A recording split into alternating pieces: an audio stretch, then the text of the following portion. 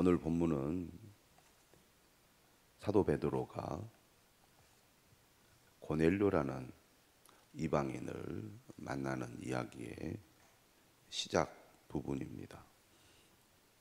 그동안 복음이 유대인들을 중심으로 전해졌다면 10장부터는 본격적으로 이방인들에게 복음이 전해지기 시작하는 부분이라고 하겠습니다. 오랜 삶의 문화나 또 관습 그리고 고정관념이 얼마나 무서운가를 사도행전을 통해서도 잘 볼 수가 있습니다. 한번 자리 잡힌 사고방식이 바뀐다는 것이 그만큼 어려운 일이라는 것을 알 수가 있습니다.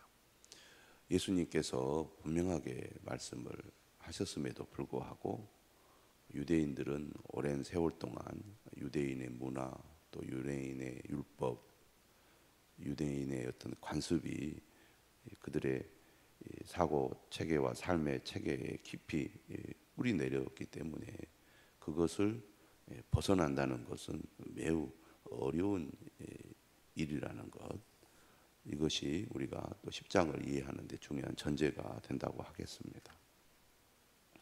하나님께서는 성령을 보내주셔서 교회를 탄생시켰고 많은 사람들이 예수님 앞으로 나올 수 있도록 인도해 주셨는데, 예수님께서 분명하게 예루살렘과 온 유대와 사마리아와 땅끝까지 이르러 내 증인이 되리라 이렇게 말씀하셨지만, 그들의 복음 전도는 예루살렘 안에서만 머물러 있었습니다. 그런데 박해를 통해서 예루살렘 교회 유대인 성도들을 흩으셨고, 그들은 어쩔 수 없이 예루살렘을 떠나서 온 유대와 사마리아까지 이르러서 복음을 전하게 됩니다. 그러니까 하나님께서 그런 환경을 만드신 거죠. 문제는 이런 외적인 환경의 변화가 이방인들에게까지 복음 전파로 이어지지 못했다는 것입니다. 그러니까 외적인 환경의 변화로는 이방인들에게 복음을 전할 수 없었던 것이죠. 내적인 변화, 다시 말하면 그들의 가치관이라든지 문화라든지 사고방식의 변화가 없이는 이방인들에게 복음을 전하기가 어려웠습니다. 왜냐하면 이방인 하면 유대인들은 마치 개와 같은 미개한 민족으로 여겼기 때문이죠. 그런데 하나님께서는 드디어 때가 되자 이방인들에게 복음을 전할 수 있는 길을 여시게 되는데, 여기에 이제 사도 베드로, 예수님의 수제자인 베드로를 통해서 이방인 전도에 이제 물꼬를 트게 됩니다. 오늘 본문에 가이사랴의 고넬료라 하는 사람이 등장을 하죠. 이달리아 부대라 하는 군대의 백부장이었습니다. 어떻게 보면 그렇게 높은 지위의 사람이라고 볼 수는 없겠죠. 그런데 이 이방인인 백부장 고넬료라는 사람이 어떤 사람이었느냐 보니까 이 사람이 유대교 교인이었습니다. 이미 그가 개종을 하여 하나님을 경외하고 또 백성을 많이 구제하며 하나님께 항상 기도했던 사람입니다. 이미 마음밭이 복음을 받아들일 수 있는 좋은 마음밭이었다는 것이죠. 그가 얼마나 하나님을 열심히 믿고 섬기는지 잘 보여주고 있습니다. 그가 경건하여 온 지방과 더불어 하나님을 경외하며 백성을 많이 구제하고 하나님께 항상 기도하더니, 경건하다는 것은 그가 하나님과의 관계에서 진실하고 또 바른 사람이라는 얘기입니다. 그러한 이 경건함이 그의 삶으로 나타나는데, 첫째는 하나님을 경외했다는 거죠. 하나님을 경외했다는 것은 하나님을 두려워하는 마음을 가졌다는 얘기입니다. 더욱 중요한 것은 자신만이 아니라 온 집안과 더불어 하나님을 경외했다는 거죠. 여기서 온 집안이라는 것은 자신의 어떤 가족뿐만 아니라 자신의 집 안에 있는 가족을 섬기는 모든 사람들까지 포함하는 것입니다. 자신만이 아니라 자신과 함께하는 사람들 역시 하나님을 경외하는 사람으로 이끌었다는 얘기죠. 진실한 믿음은 나뿐만 아니라 내 가족, 내 주변 사람들도 하나님께로 이끄는 사람이라고 하겠습니다. 이것은 하나님과의 관계죠. 그런데 우리가 십계명을 통해서도 분명히 알 수 있듯이 하나님을 어떻게 믿고 섬겨야 합니까? 하나님 사랑, 이웃 사랑. 이것이 함께 가야 그 신앙이 건강하고 균형 잡힌 신앙, 또 하나님이 원하시는 신앙이라고 하겠습니다. 하나님을 경외하는 사람은 반드시 이웃과의 관계도 좋아야 되겠죠. 어떻게 이웃을 섬깁니까? 바로 구제하는 것입니다. 어려운 사람들을 돕고 그들을 가까이 하는 삶이죠. 오늘 우리는 예수님의 말씀대로 하나님 사랑과 이웃 사랑을 실천하는 참된 그리스도인이 되어야겠습니다. 하나님을 경외하고 백성을 많이 구제하는 삶이죠. 이러한 진실한 믿음의 삶은 무엇이 뒷받침이 될 때 지속이 될 수 있습니까? 하나님께 항상 기도하는 삶입니다. 유대인들은 당시에 하루에 3번 기도를 했습니다. 오전 9시, 그 다음에 낮 12시, 그리고 오후 3시죠. 3절에 제9시는 오후 3시를 가리킵니다. 그러니까 베드로 역시 유대인으로서 예수 그리스도를 믿지만 이러한 삶이 몸에 배어 있습니다. 우리가 3장에서도 베드로와 기도 시간에 성전에 가서 기도하는 것을 우리가 볼 수 있지 않았습니까? 유대인으로서 기본적으로 율법을 지키고 또 하나님께 기도하는 것은 몸에 배어 있는 삶이었죠. 우리가 진정으로 하나님을 경외하고 또 백성을 구제하는 하나님 사랑, 이웃 사랑의 삶을 실천하는 경건한 사람이 되려면 하나님께 항상 기도해야 한다는 겁니다. 예배하는 삶, 기도하는 삶이 우리를 하나님께로 가까이 나아가 하나님을 바르게 섬기도록 돕는다는 말씀입니다. 이처럼 백부장이 고넬료가 항상 기도하는 사람이었는데 3절에 보니까 제9시쯤 되어 환상 중에 하나님의 사자를 보게 됩니다. 하나님의 사자가 이렇게 얘기를 하죠. 고넬료야. 고넬료가 두려운 마음으로 주여 무슨 일입니까? 이렇게 묻자 천사가 이렇게 얘기합니다. 내 기도와 구제가 하나님 앞에 상달되어 기억하신 바 되었으니. 하나님의 은혜와 응답이 어떤 사람에게 임하였느냐? 내 기도와 구제가 하나님 앞에 상달된 사람입니다. 늘 하나님께 기도하고 이웃을 돕는 사람에게 하나님의 은혜가 임한 거죠. 어제 말씀을 보면 하나님께서 베드로를 통해서 다비다를 살렸습니다. 이 다비다는 어떤 사람이었습니까? 어제 말씀 36절에 보면 선행과 구제하는 일이 심히 많은 사람이었습니다.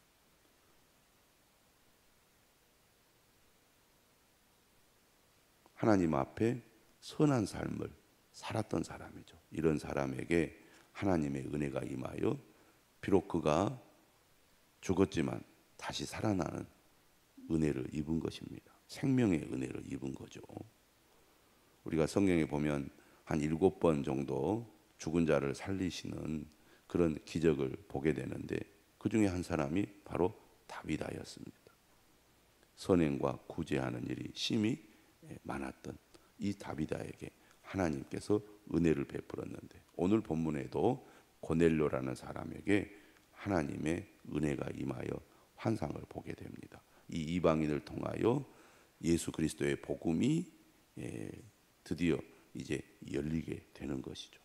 이를 위해서 하나님께서는 이제 베드로의 이 사고 방식, 고정관념을 깨뜨리려고 하시는 것입니다.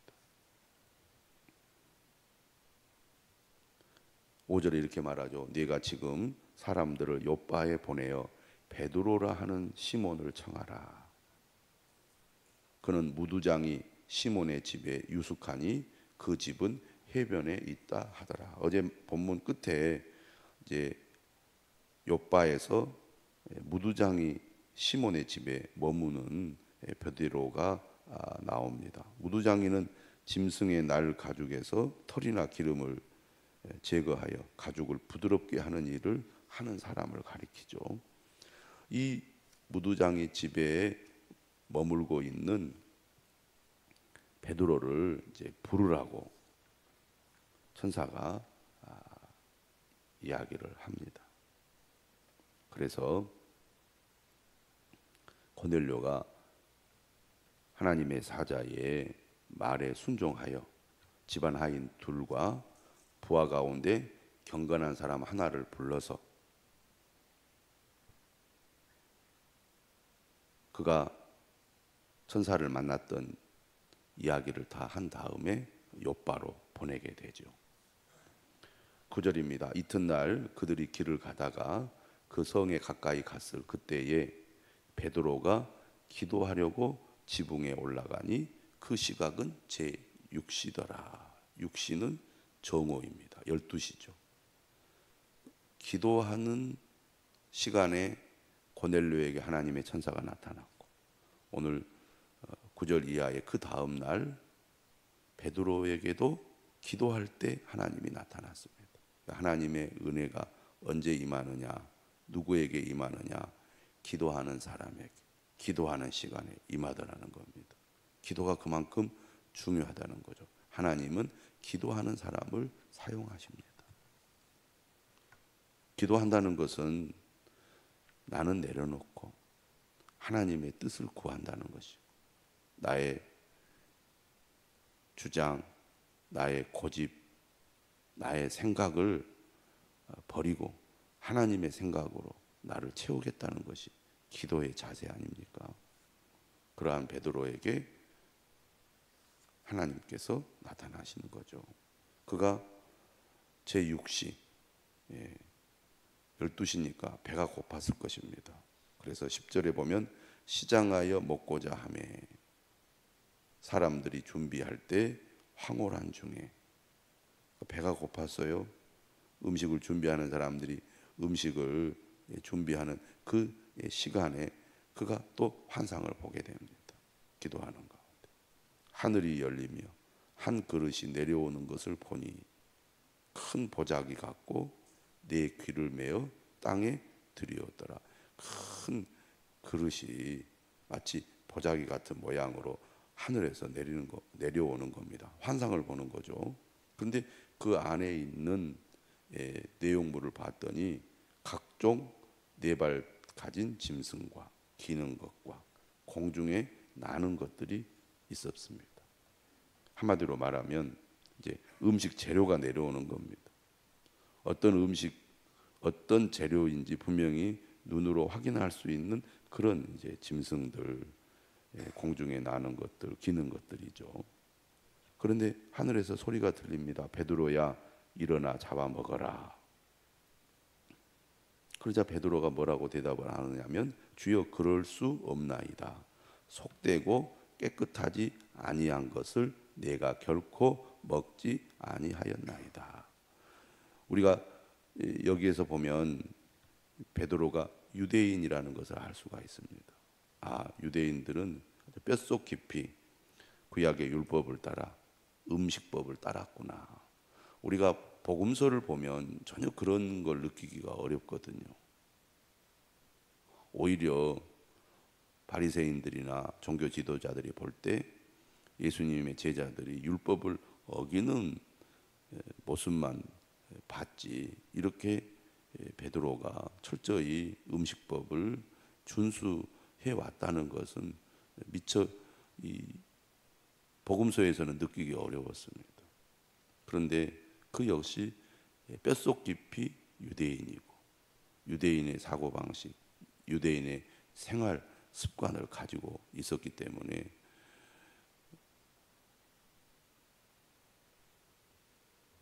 음식법에 어긋난 생활을 전혀 하지 않았다는 얘기죠. 그 말은 무슨 말입니까? 이방인들과 교류 자체가 없다는 얘기입니다. 이방인들을 아예 멀리하며 살았다는 거죠. 당연히 유대인으로서 어떻든 이스라엘 안에서는 그렇게 살았을 것이라고 우리가 충분히 이해가 됩니다. 그러니 아무 음식이나 먹는 이방인들을 가까이 한다는 것은 곧 음식법을 어기는 길로 가는 거기 때문에 당연히 두려워하고 멀리 했을 수밖에 없었을 것입니다. 그러니까 환상 가운데 이러한 하늘의 주문을 듣고 깜짝 놀라는 거죠. 있을 수 없는 일입니다. 너무나 이 베드로의 입장에서는 당연한 반응이었던 거죠. 이런 생각을 가지고 있으니 어떻게 이방인들에게 복음을 전하겠습니까? 그들을 접촉한다는 것 자체가 사실은 율법을 어기는 것이고 부정해지는 것이기 때문에 아무리 그들이 복음에 열정이 있어도 이방인들은 일단 의심을 하고 멀리할 수밖에 없었을 것입니다. 그러니 박해를 통해서 그들을 예루살렘 밖으로 쫓아내는 성공했지만 의식의 변화가 없이는 이방인들에게 복음을 전하는 것은 그만큼 어려운 일이었다고 볼 수가 있습니다. 그런데 하나님께서 물러서지 않죠. 이제 14절에 보면 베드로가 얘기합니다. 주여 그럴 수 없나이다. 속되고 깨끗하지 아니한 것을 내가 결코 먹지 아니하였나이다. 이렇게 단호하게 대답을 합니다. 마치 하나님이 자신을 시험하는 것이라고 생각했을지 모릅니다. 그러자 두 번째 소리가 들립니다. 하나님께서 깨끗하게 하신 것을 내가 속되다 하지 말라. 이렇게 세 번이나 먹으라고 하나님이 깨끗하게 하신 것이다. 이렇게 말씀하시면서 세 번이나 명령을 한 겁니다. 그리고 그릇이 곧 하늘로 올려져 가는 환상으로 이 환상이 끝이 나는 거죠. 하나님께서 베드로를 이방인 전도의 선구자로 사용하기 위하여 환상을 통하여 그의 의식, 사고방식을 깨트리시는 것입니다. 오늘 우리도 마찬가지죠. 나의 고정관념, 나의 어떤 사고방식이 하나님의 뜻을 제한할 수 있다는 것을 오늘 본문을 통해서 우리가 알아야 되겠고 또 돌아봐야 되겠습니다. 나는 이렇게 생각한다. 나는 이렇게 믿는다. 나는 이렇게 할 것이다. 신념이 분명한 것처럼 보일 수 있습니다. 하지만 믿음이란 내 주장, 내 신념을 따르는 것이 아닙니다. 하나님의 말씀을 따르는 것이죠. 그러므로 늘 겸손한 마음으로 하나님의 뜻이 어디에 있는지, 하나님께서 무엇을 말씀하시는지 귀 기울여 들어야 합니다. 그럴 때 우리가 하나님의 말씀에 온전히 순종할 수 있을 것입니다. 베드로는 부정한 음식을 먹지 않는 것이 하나님의 뜻에 순종하는 것이라고 믿고 있었습니다. 그런데 하나님께서 아니라고 말씀하시는 거죠. 예수님께서 이미 말씀하셨음에도 불구하고 사실은 여전히 그의 고정관념 때문에 예수님의 말씀을 깨닫지 못했다고 볼 수 있습니다. 그런데 드디어 이제 때가 된 것이죠. 이방인들에게 나가기 위해서는 이 문제가 반드시 해결이 돼야 했기 때문에 환상 가운데 기도하는 베드로에게 하나님께서 말씀하신 것입니다. 오늘 우리도 내 생각을 내려놓고 겸손한 마음으로, 열린 마음으로 하나님의 뜻에 순종하는 저와 여러분들이 되시기를 주님의 이름으로 축원합니다.